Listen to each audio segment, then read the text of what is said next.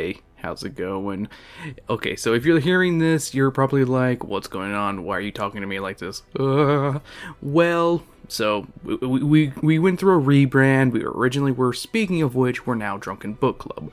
But I wanted to keep old episodes alive, so here are the episodes before the main update to Drunken Book Club. These are, episodes that we did on a bunch of different books before we rebranded to Drunken Book Club.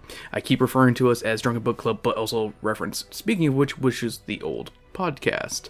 So, there we are. Also, our new socials for this are at DBC_pod for Twitter, and our Patreon is patreon.com/Drunken Book Club. Definitely recommend checking it out. It's only $1 a month, and you can tell us what books to read. Alright, well, that's it. You guys enjoy the episode. Bye-bye. Have you ever thought to yourself, hey, these guys should talk about this book on Drunken Book Club? Or even, hey, I want to hear them gush about this on Rupel's Rupees. Well, guess what? We'll listen to you if you pitch in $1 on our Patreon. That's right, for $1, we'll listen to you. And along with that $1, you know what else you get? You get access to all the bonus episodes that I put out every single week, including the backlogs, and early access to all our podcasts and videos, and everything else that I put up on there. So for $1, I think it's pretty much worth it, but you be the judge. Check it out. It's at patreon.com/speaking of which. Thank you and enjoy the show.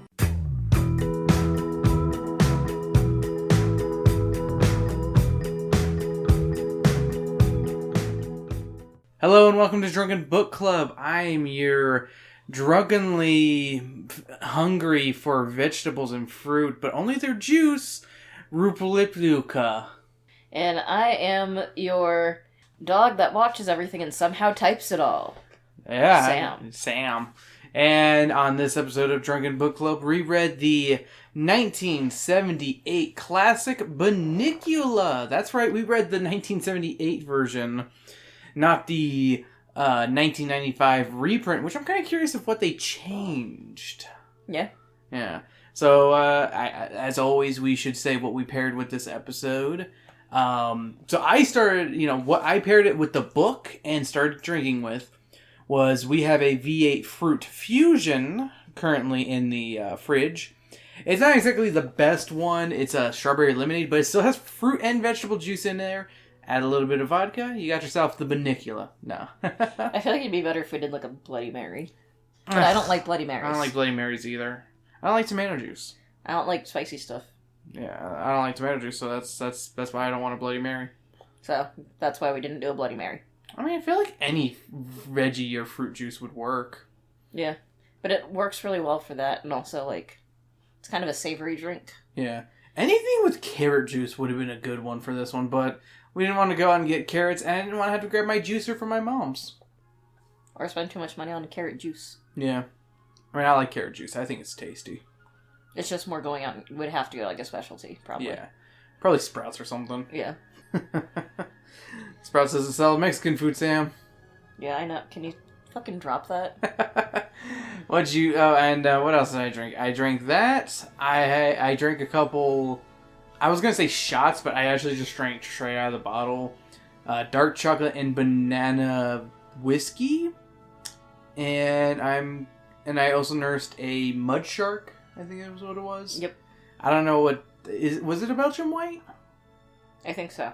It was in an orange can, so I'm going to assume it's Belgian white. What's up? Belgian wheat. Belgian wheat. I don't know why I said white. This white because it's from Belgium. And I am currently nursing a hot toddy made with, what tea did you put in? I did the green mandarin orange. With a little bit of honey whiskey in there for the toddy. Sam, what'd you have? I had I don't remember the name of the Mountain Dew. I want to say it's Spark with some rum. If you just say an extreme word, you're correct. Yeah, probably. I feel like Spark is close enough. Spark's close enough. And that's a raspberry lemonade. Yeah. With rum. And now I have a cherry limeade EG with some more rum. Rum. Where's the rum? Sam's Jack Sparrow. Where's the rum? Alright, so, Sam, You have personal history with Bunnicula. I don't have personal history with Bunnicula. Why don't you start off by saying what your personal history with Bunnicula is? So I read not only the book, but I read a good chunk of the series. Yeah. Because they did a whole, like, branch off into a series Yeah, in the 90s to 2000s. As I'd say, I think it was, like, post Goosebumps. They're like, spooky things are fun. Let's re-release Bunnicula and see if we can make a franchise. That's my guess. Don't quote me on that. No, they literally... Well, it was like a spin-off series, because, like, basically they had, like, 1, 2, and 3 of Bunnicula. And then it was, like, some little puppies got involved. And then it was, like, the puppies go on adventures. Oh my god, it was the text version of the Air Buddies. Oh god. You know, it's funny. Oh, no. Bunnicula span off a couple different things, in my opinion, but was it the first one to spin off the Buddies? I think it was just the one dog. I think it was just the one puppy, though. Okay. If I remember, because it's like all the other puppies are like, we're normal puppies, and this dog's like, adventure! Yeah. I like adventure, I'm a puppy! What kind of puppy was it? I want to say dachshund, but I have no basis on that. Well, then I gotta look it up, because why not? Alright, I'll give you my first impressions. Like I said, I'd never read Bunnicula. I remember seeing it in the Scholastic book buying guide. Not the book fair, but like the... What were those called? They would give you like these book guides to like be like, send the money in and we'll get your books. Like basically, kind of like the equivalent of like a catalog. It was a catalog. Yeah, Scholastic book catalog. Yeah. Yeah. They would have us fill it out, be like, what do we want? Your parents would give you money, or you would maybe have your own allowance and be able to pay for it.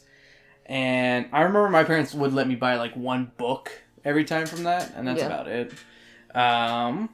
And if memory serves me right, the reprint covers in the late 90s and the early thousands, or aughts, had a very grim-looking rabbit, and the sequels had a very B-movie-looking fonts, and the titles, and that had me interested in the series, but I never picked it up, though. I never found it at the library at Bonilla's, even though it was probably there, or maybe Sam was checking them out so much that I couldn't. I don't know. I think I bought mine. Okay. So, because it was one of the few that my parents, I could actually... Also, I think we've both watched a little bit of the Boomerang show. I think we both think it's cute, but it's not really our thing. Yeah. It's kind of a little too fast-paced for us. Like, I feel like a lot of modern cartoons can be like that. Like, they have, like... It's like Mighty Magic Swords. It's a bit too manic for our taste. But it's cute. It's nice. Put it in the background, maybe. Yeah. So, what's up, Sam? I'm trying to find it. I found the original series. Okay. Want to read them off? So there's Bunnicula. Yeah. And then there's the... So it's weird, because it says on the 79, it says Bunnicula, Rabbit Tale of Mystery. Yeah, that's what it says on the book here, too. But it also says that on the 95 color, but... I think it's just a reprint of it that they modernized, because, like... What's-his-face is reading Treasure Island, and another kid is, like, listening to records. Yeah. They probably changed it to, I don't know, CDs. So, and, I don't know, 1984. Is that popular? I know I read the second one, because that is Holiday Inn. That was actually 82. Oh, wow. Okay. And then there's Celery Stalks at Midnight. That's cute. Nighty Nightmare. Okay. Return to Holiday Inn. Gosh. And then Bunnicula... Strikes Again, and then Bunnicula meets Edgar Allan Poe. I saw that title, and I was like, oh my god, I want to read that one. Edgar Allan Poe. It's so adorable. So, but you can't find any puppy spinoffs? I swear there was, like... I don't think there was any puppy spinoffs. Hold on. Sam is part of the alternate dimension where there were Bunnicula spinoffs. And she came into our dimension. That's her Berenstain Bears. I also had the Berenstain Bear thing, though. So she came from the same world that had Berenstain Bears and Bunnicula puppy spinoff. Hold on, let me put Bunnicula spinoff, maybe. Okay, there you go. Go ahead. Okay, apparently there is one. What's it called, Sam? So, Tales from the House of Bunnicula. Uh-huh. So began the spinoff series called Tales from the House of Bunnicula, which are written by Howie, the dachshund puppy. Oh, so yeah, Sam was right. She was telling me beforehand. Or did you say right now it was a puppy? Yeah. I'm sorry. I'm like so drunk I can't remember anything currently. I know I read... I think I saw the Mummy one. There's a Mummy one? Howie Monroe and the Doghouse of Doom, and then Howie Monroe. And then Is that a literal literature reference? Probably. Screaming Mummies of the Pharaoh's Tomb 2. The fuck is this shit? Alright. I think you'd get a kick out of them, because they were I'm guessing they're supposed to be spin-off of Pulp, kinda. Yeah, or just fucking old, stuff like that. Alright, so let's talk about the cute book Bunnicula here. Excuse me. So the cover, as I said, this is not the 90s reprint, so I'm a little sad we have the first printing style one. Technically, the first print didn't have Chester on the cover. The first print was Chesterless, but it was the same cover. I mean, honestly, if you look at our cover, you're like, that was added in post. Yeah, they just the cat was added in post. But yeah, it's nothing special. It's just a furry, droopy dog laying while a vampire-like rabbit is hopping on the dog's front paws. And the cat is awkwardly looking at Bunnicula there. That's about it, really. Sam, before we start anything, do you want to read the editor's note? Sure. Here you go. You can either read the letter part or you can read the whole thing. It's up to you, Sam. I don't care. The book you are about to read was brought to my attention in a most unusual way. Mm-hmm. One Friday afternoon, just before closing time, I heard a scratching sound at the front door of my office. When I opened the door, there before me stood a sad-eyed, droopy-eared dog carrying a large, plain envelope in his mouth. He dropped it at my feet, gave me a soulful glance, and with great, quiet dignity, sauntered away. Oh. Inside the envelope was the manuscript of the book you now hold in your hands, together with this letter. Gentlemen, the enclosed story... Gentlemen? The enclosed story is true. It happened in this very town, to me and the family to whom I reside. I have changed the names of the family in order to protect them, but in all other respects, everything you will read here is factual. Allow me to introduce myself. My name is Harold. I come to writing purely by chance. My full-time occupation is dog. I live with Mr. and Mrs. X, here called the Monroes, and their 2 sons, Toby, aged 8, and Pete, aged 10. Also sharing our home is a cat named Chester, whom I am pleased to call my friend. We were a typical American family, and still are. Though the events related in my story have, of course, had their effect on our lives. I hope you will find this tale of sufficient interest to yourself and to your readers to warrant its publication. Sincerely, Harold X. You know, it'd be cute if they actually got their dog to, deliver the letter to the editor's office. That would have been a cute and really creative way to get your book sold. Even though, spoiler alert for my review, I really enjoyed this book. Yeah. So, Chapter 1, The Arrival. We're introduced to our narrator, Harold the dog, who is laying on his favorite rug, watching the door, waiting for the Monroe family to return from the movies. He comments about Chester the cat, who is laying on the armchair near him. It's raining cats and dogs outside, when Harold hears the Monroes approaching the door.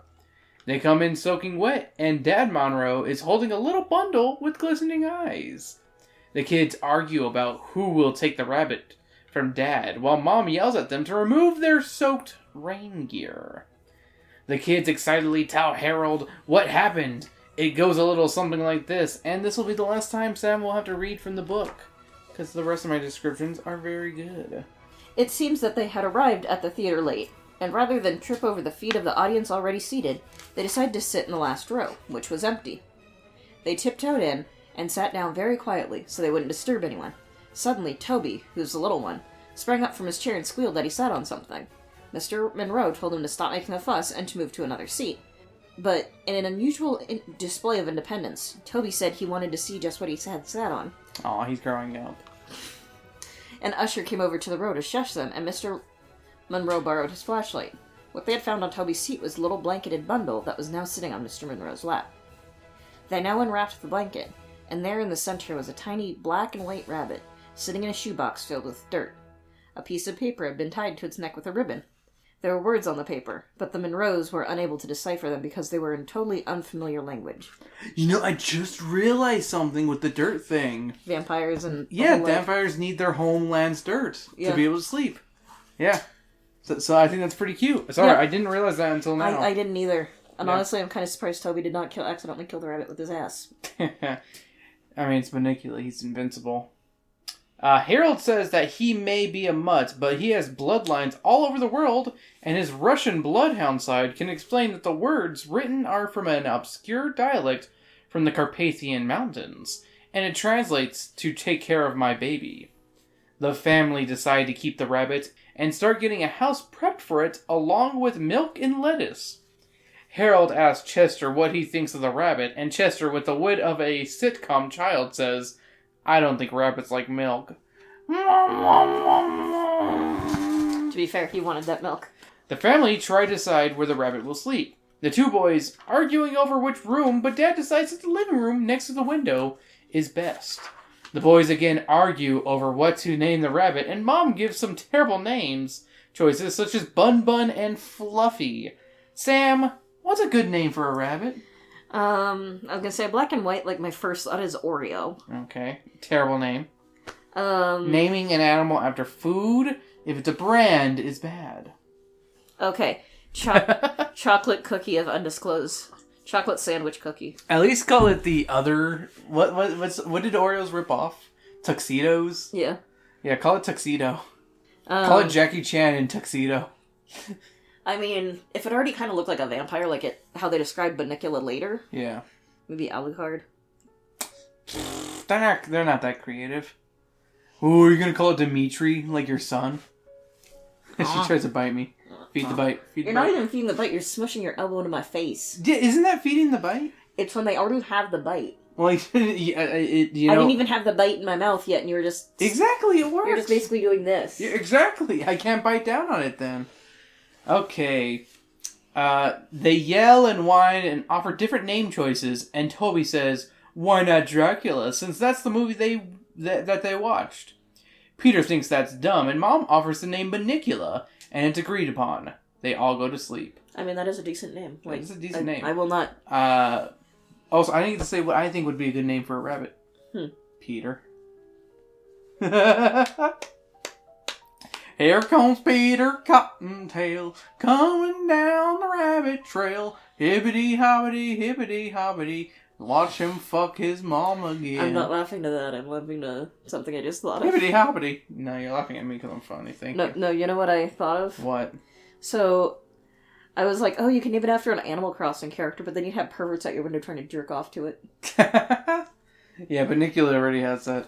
Can we look at Bunnicula Rule 34, Sam? Do you want me to pull that up? Go ahead and pull it up while I read some more. Also, if this book takes place in 1978 or 79, since that's when it was released, they would have watched the 1979 Dracula directed by John Badham. Or maybe they watched the old Universal one or one of the Hammer ones. They didn't explain. They just said they saw a Dracula movie. But that's the only movie that came out in 79 for Dracula. I mean, unless they wrote this book a long time ago, which, I mean, hey, sometimes that happens. The fact that Rule 34 actually has a Bunnicula tag. I mean, if there's porn of it, it exists. Okay, so there's the boomerang. Or if it exists, there's porn of it. There's boomerang stuff. Alright. As you can see. Yeah, let me see that phone.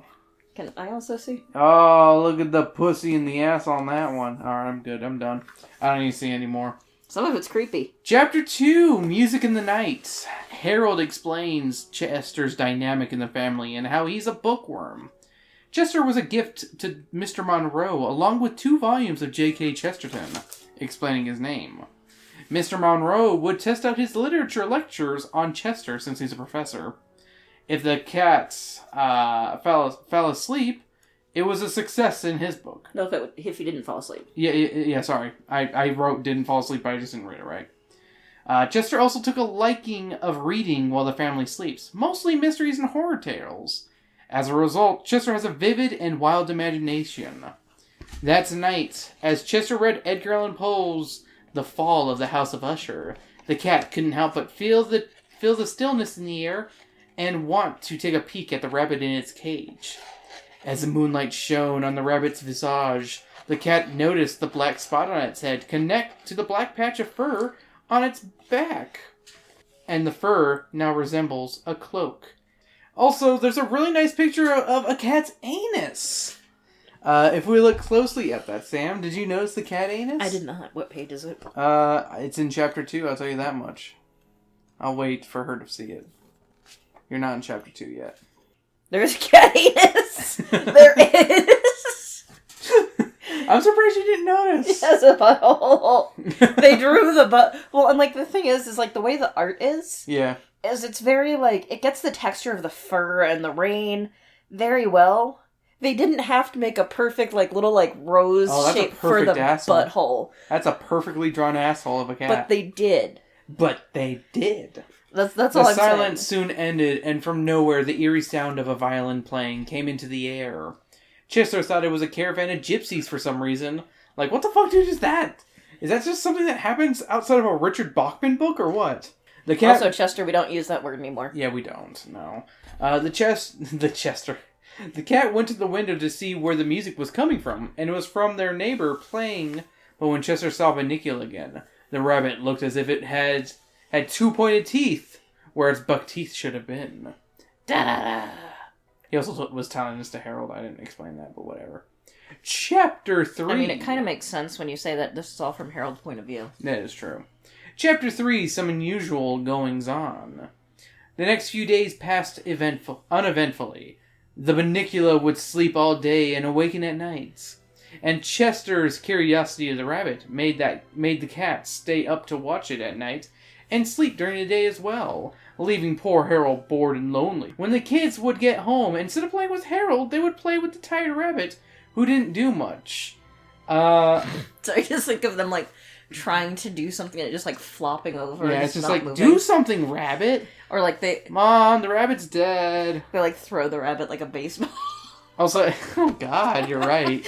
They are little boys, after all. It did die. And one of my notes here that I put between my chapters is, I can't help but think of Matt Arnold of the Dungeon and Daddies podcast as the voice for Harold. Yeah, no, I have it too. Yeah. On the fourth day, Harold confronts a grumpy, tired Chester about his investigation on Bunnicula. Chester hasn't found shit on the rabbit, but says there's something up with the rabbit. One morning, Chester had news. He claimed Bunnicula escaped from his cage. Harold questions it as the bunny is too small to break out. Chester relays his story and says that night he went to the grandfather clock to try and smack the pendulum, as cats do. Chester hit the glass, blocking it, and hurt his paw, but he becomes transfixed with the swinging pendulum and falls asleep.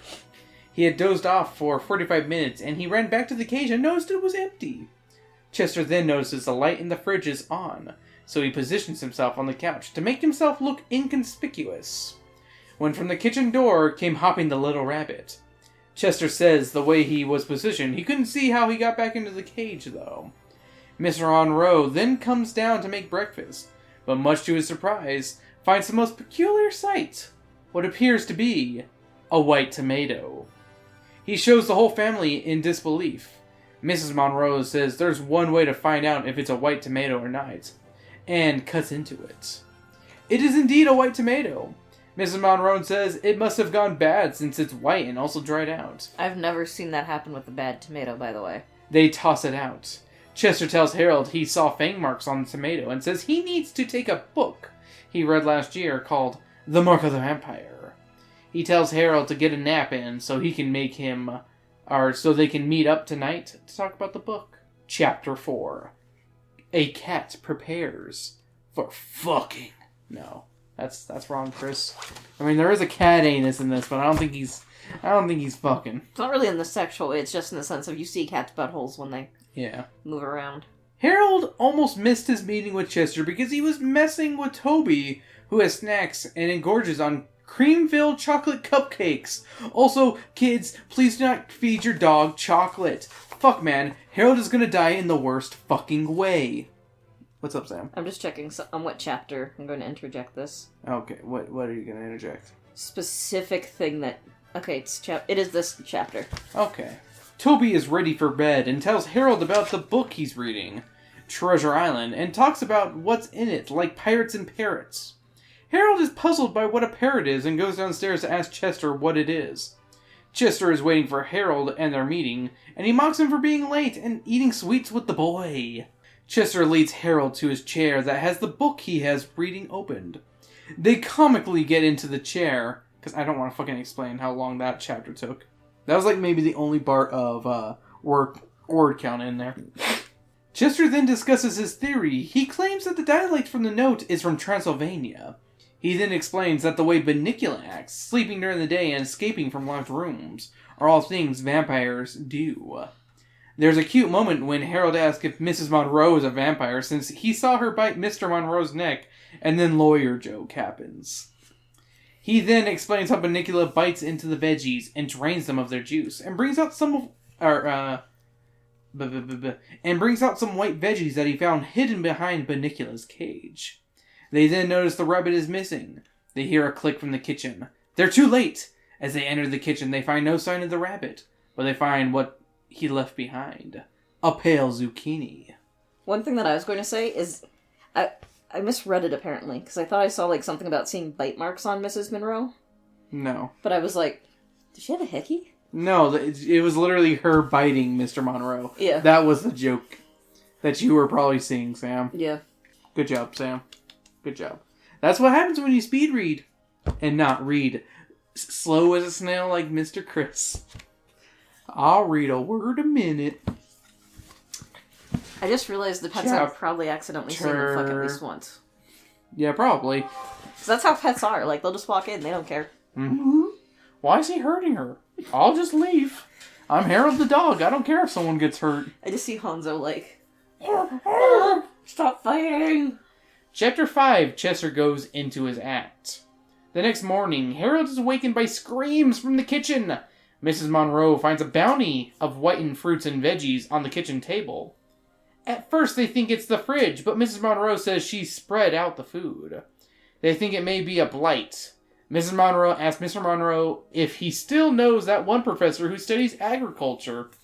Peter then claims it's DDT and that the food she's been buying isn't organic. That's kind of ahead of its time when you think about it, right? Yeah, this is 70s. Yeah, this is 70s. Did people talk about that back then? Probably not as much as, like now. Yeah. Like, I mean, people now always go, it has to be organic, and stuff like that. But I feel like that was, like, back in the 70s where no one fucking cared because, you know, you shot up fucking heroin and you didn't fucking care. No, it's more that chemicals are good, actually. Kind of thought, like... Yeah. There's nothing bad about... God, imagine if energy drinks were out in the 70s. Probably been made about, like, cut with cocaine. Cut with coke, thank you very much, is what were the words you're looking for. They ignore the child. Dad still has shaving cream on his face, and Mom tells him to clean it off. He says he had his tail, but it's gone, and they soon find that Chester has tied it around his neck, like a cape, and is trying to explain to the humans that there's a vampire among them. But they don't get it, because they're humans, they're dumb. He then tries to act like a vampire by biting poor Harold on the neck, and Mrs. Monroe thinks it's a love bite. She picks up the cat and gives him some lovin', and she tells Mr. Monroe to talk to the agriculture professor. Chapter 6. Harold helps out. I just thought of something. Huh? Adventure Time, remember Marceline would just drink the red out of everything? Yeah. Do you think they stole it from Bunnicula? Oh, definitely. They definitely stole that from Bunnicula. Yeah, I was just thinking about that, because I'm like, wait a minute. I was about to say, if that's not stolen from Bunnicula, I don't know what is. That night, Harold is awoken by click-clacking and strange smells coming from downstairs. He goes down and finds Chester with a weird pendant on. Okay, the people who are behind behind Adventure Time are like maybe a little bit older than us. They definitely read Bunnicula. Yeah. I was about to say there's someone who I'm friends with who's definitely older than me. I was about to say he's either young Gen X or old millennial. I can't remember which one. It depends. And he said he loved Bunnicula. It depends on who you ask, because my sister's kind of in that same area. Yeah. Technically, she's old millennial. Yeah. So. But some consider it Gen X. Yeah. He goes down and finds Chester with a weird pendant on. It's a garlic necklace. And he's strewn garlic all over the living room surrounding Bunnicula's cage. Chester demands that Harold put a garlic necklace on, but Harold doesn't want to smell the garlic and leaves. Harold decides to sleep outside to avoid the smell. The next morning, he's awoken by a scream. It's Chester who's being bathed and scolded by Mrs. Monroe. Also, doesn't garlic not stink until you, cut into it? Typically, yeah, because like a clove in and of itself, unless you crush it, doesn't smell that much. Like, it doesn't stink until you, like, cut into or crush it, Yeah, or cook with it, kind of. Like, unless you do something. I mean, unless that cat was biting really hardcore into that fucking garlic. Which he could have been. I don't know. Could be. Maybe he was like, it needs to stink to activate, so yeah, maybe. Chester is pissed about this and said the garlic works since no vegetable turned white. But his plan can't continue because the family took away the garlic. That afternoon, Chester has a plan. They get Bunnicula out of his cage while he's sleeping. Chester grabs a steak from the fridge and explains his plan is to use it on Bunnicula. Ugh! Steak jokes again. Yeah, go listen to fucking, what's it called, our first Friends fucking Fiction Made for Fans episode there. They lay the steak upon the sleeping rabbit and pound it. Nothing happens, and the Monroe parents get home and take the steak away. Chester then runs to the kitchen, gets water, and tries to splash it on the rabbit. It misses and hits poor Harold. They take the cats outside and give the ruined steak to Harold. Harold's happy about that too. He's like, yes. Oh, he's so happy. I mean, he's a happy boy. He just got a steak. Like, that is a great day. Harold's a good boy. He is. He's a very good boy. Chester's a little naughty. Yeah. Chester's a cat. He's naughty. He's got his heart in the right place, though. Yeah. Chapter 7. A new, in parentheses, friend in need. Chester was acting inconspicuous the rest of the week, and didn't talk to Harold at all. Harold befriended the little rabbit and would talk to the little fella. One day he noticed Bunnicula was looking sick. He tried to get the owners to see it, but they didn't understand him. That night, Harold was restless, thinking of the poor rabbit. He got up that night to check on him and found both Chester and Bunnicula in front of the kitchen door. Chester was blocking the rabbit while also wearing garlic. Chester was starving the poor bunny. Harold couldn't get Chester to stop, so he went on with his night. Like the dumb boy he is. Yep. And that's the chapter where there's T-posing, I'm very sure is what you're referring to. So. Yes. They've been putting T-pose for dominance. No, that's the steak, where he looks like he's more smothering him than. He is smothering I also like this picture of the glass. Yeah. Because he's basically trying to get back in, and his face is just pressed up to the glass, like, let me in. Yeah, T-pose. That's not T-posing, Sam. He's too hunched over. Okay, that's fair. Looks so... Bunnicula looks so sad. Of course he is! He's starving! I know! I feel so bad for the bunny. Chapter 8. Chapter 8. Disaster in the Dining Room. The next day, Harold wants to help Bunnicula. He thinks he can leave food for the rabbit, but then realizes that Chester must be taking the food they leave for Bunnicula every morning. That evening, Harold sees the family is having a salad with dinner. Harold decides that will be Bunnicula's meal.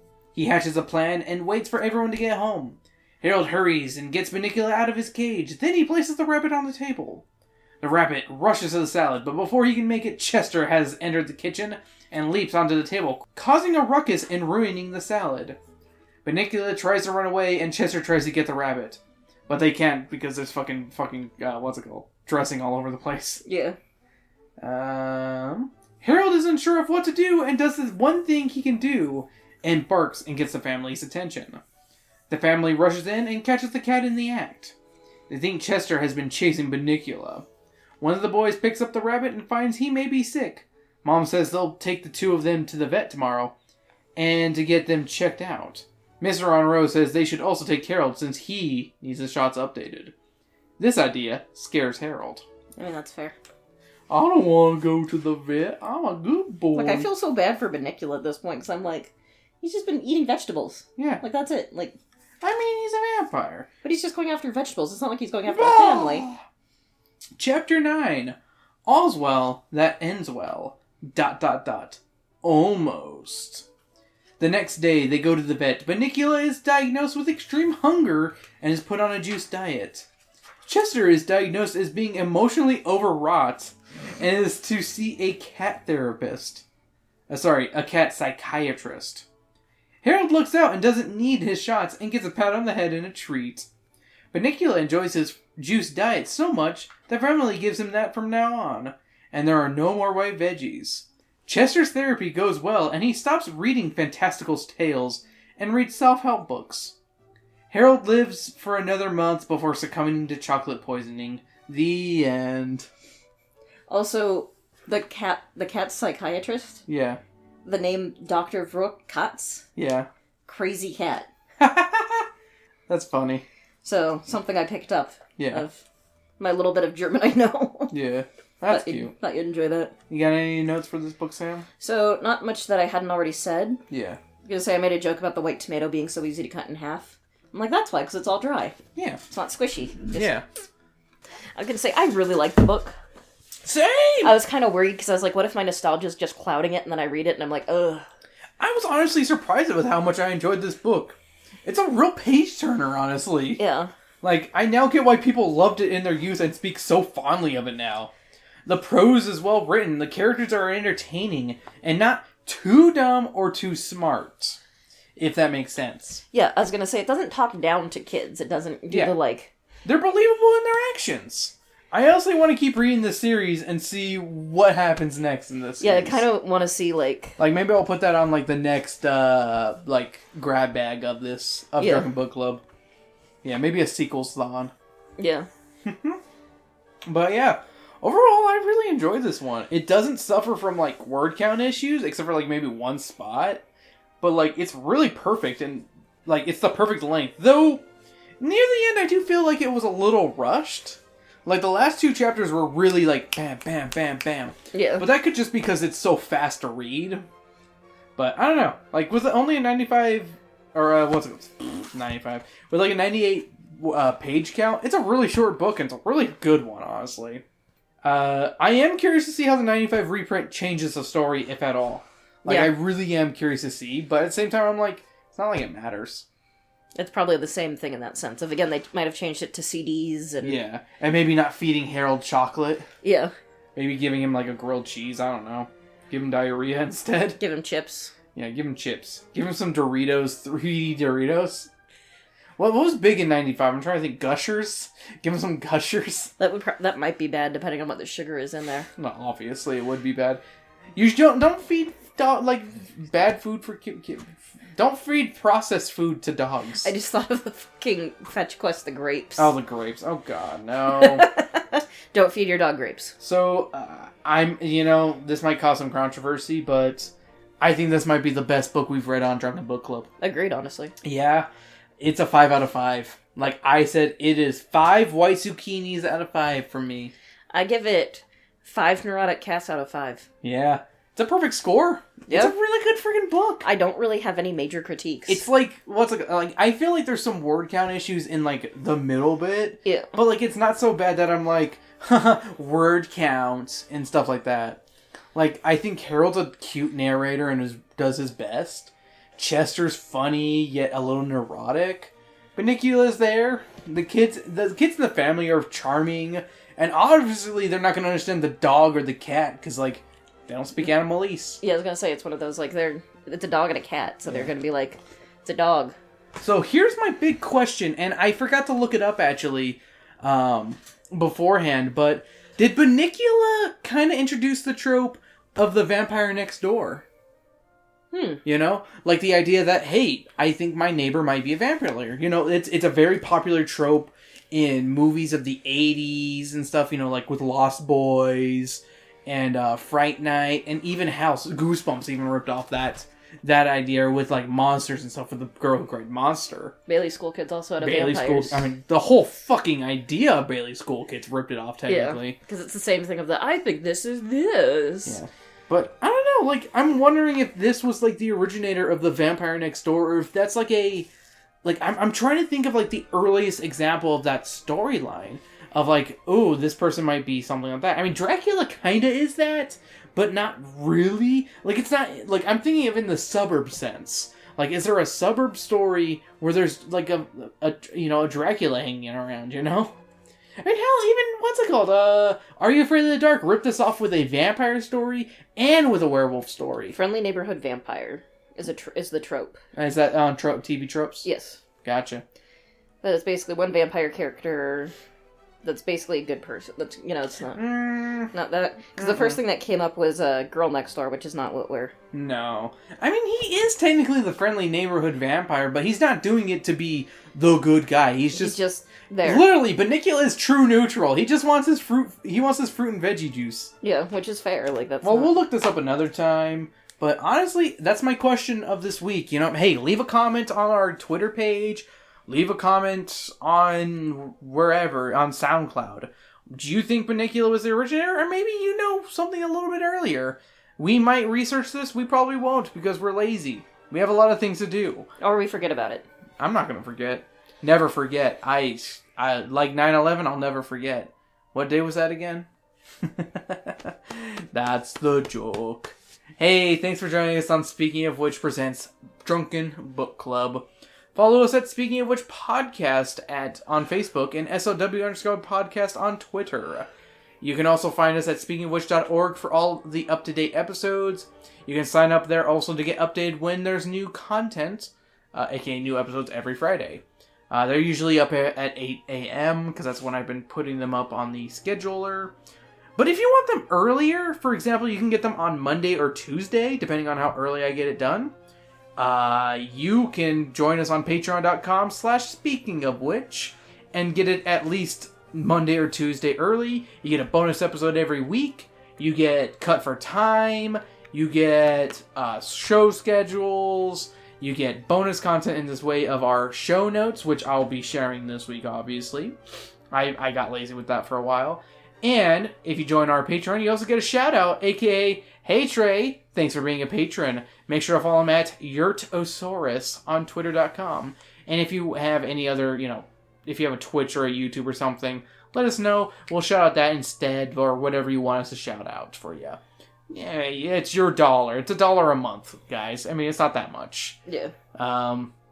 And you can follow me at _Rupel on _Rupel on Twitter and Instagram, but my main is honestly SOW_podcast. Sam? You can find me on mainly Twitter and occasionally Instagram at Berserker Rose. And hey, if you're listening to us on Spotify, make sure you're rating us. A good review really helps the podcast out. Can we get the same amount of reviews and better than a Joe Rogan podcast? I would hope so, because fuck that. I mean, probably not just because we don't have the audience reach, but... I know. I'd like that. That'd be cool. Yeah, that would be cool. That'd be very cool of you. Yep. But hey, thanks for joining us this week. What song should we go off on, Sam? Should go off on a vampire song. Yeah. Obviously. Yeah, I'm just trying to think Maybe there's a Bunnicula song. I'll look up. If there's a Bunnicula song, I'll put it here. If not... We'll find a vampire song. I'll find a vampire song. Not Lost Boys, but something. Yeah. Oh my god, it's Todd in the Shadows! Sam just put the blanket over her face, so she looks like Todd in the Shadows. Here to talk about movies and why this... Or talk about music. Yeah, movies. I didn't know Todd in the Shadows was a movie critic. I'll do crossovers with musicals, damn it. Yeah, and talk about Madonna movies. Yeah, so... Anyways, here's a song. Yeah, play the piano for me. Why don't you play the piano for me, Todd in the Shadows? We don't have a keyboard, jackass. I offered to buy you one, but you kept on flip-flopping and saying no. I love the idea of it. Yeah. But one, committing to me using it. Yeah. And two, space-wise. That is true. I'll give you that. If we cleared up the area behind the sofa, that would be a good spot for a keyboard. Because a keyboard does not take that much space. Yeah. It's mainly folded out when it, Yeah. I mean, it's not that much space. Yeah. I'll think about it. You're making excuses. Yeah. And poor ones at that. Yeah. We'll clean up that back and maybe get me a keyboard. Yeah. I can maybe get you a keyboard. I'll get you a Yamaha. I mean, some of the Yamahas are really good. Yeah. I was gonna say, you joke, but... Yamahas are good, Casios are good. I was gonna say, Yamaha makes good instruments, you just can't get the cheap shit. Yeah, I mean, that goes for every instrument, though. Yeah, Gemeinhardt's in the same valley for flutes. Mm-hmm. And that goes for Gibsons and fucking Fenders when it comes to guitars and basses and shit. Just don't go for the cheap shit. Same with Bach's for trombones. Yeah. Edwards are always good. So sometimes you can get a pretty decent cheap one, but you gotta really look at the reviews and look at people reviewing them. And trombones struggle with the 7-year thing where apparently, there's something that happens with year 7 that they just, start getting shittier. It's because of how many letters are in trombone. 8. They can't last beyond 8. But I have a flute that lasted more than 10 years. It's not a trombone. But flute only has 5 letters. Okay, it's not named a trombone, though. It doesn't pertain to flute, Sam. It pertains to trombones. Why does trombone fall under it but no other instrument? Because, I'm Louis Anderson. Yeah. Also, just proper care and maintenance of your instrument is critical to making it keeping it sounding good. That's true. My bass sounds amazing because I didn't take good care of it. My flute is good right now, but I'm playing a dangerous game because the pads can rip at any point at this point. Oh, yeah. And once the pads rip, it's basically unplayable. Like a puppy pad, it will become unplayable. Don't play on a puppy pad. Wee, pee-pee. I'm gonna say, unless you're maybe doing water sports, because that's better than nothing, but I'm not big into water sports. I'm not talking about that, no.